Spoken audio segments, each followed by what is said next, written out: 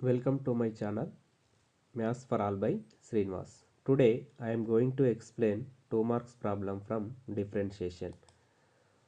Find the derivative of root of 2x minus 3 plus root of 7 minus 3x. First, ఈ given function ని y అనుకోవాలి. So let y equal to root of 2x minus 3 plus root of 7 minus 3x. Now differentiating with respect to x on both sides. So derivative of y with respect to x ఏమవుతుంది dy by dx. So d by dx of both side differentiation చేస్తున్నాం కాబట్టి ఇప్పుడు ఇక్కడ d by dx of apply చేస్తే d by dx of root 2x minus 3 దీన్ని కూడా d by dx apply చేస్తే d by dx of root 7 minus 3x. So ఇక్కడ ఇది ఫస్ట్ దీని స్టాండర్డ్ ఫార్ములాతో కంపేర్ చేసుకుంటే మనకు స్టాండర్డ్ ఫార్ములా ఏముంది d by dx of root x ఉంది అవునా. d by dx of root x ఏమవుతుంది 1/2 రూట్ ఎక్స్ అవుతుంది. కానీ ఇక్కడ ఎక్స్ లేదు కదా 2x మైనస్ 3 ఉంది. 2x మైనస్ 3 ఉన్నప్పుడు మనం దీన్ని ఇంకొక ఫార్ములాతో కంపేర్ చేసుకోవాలి. అదేంటంటే d by dx of root f of x.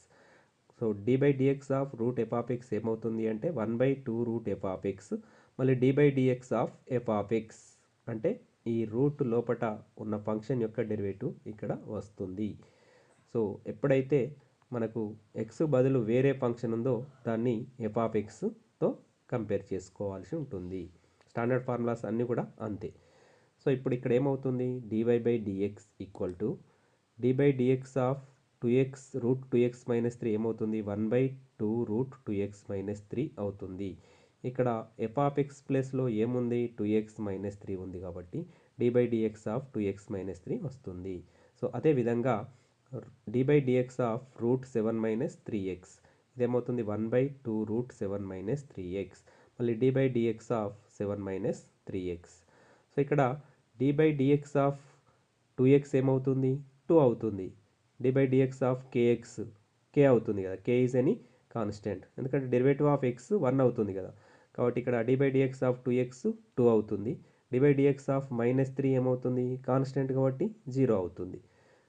So 1/2 route 2x minus 3 ఇక్కడ 2x డెరివేటివ్ 2 మైనస్ 3 డెరివేటివ్ 0 కాబట్టి మనం ఇక్కడ రాయలేదు.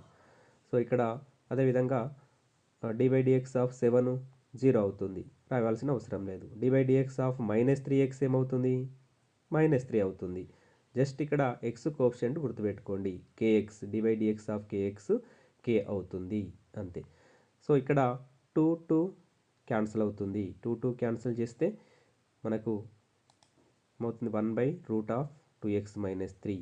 సో ఇక్కడ plus into minus minus 3/2 root of 7 minus 3x. So this is the solution of given problem. Thank you.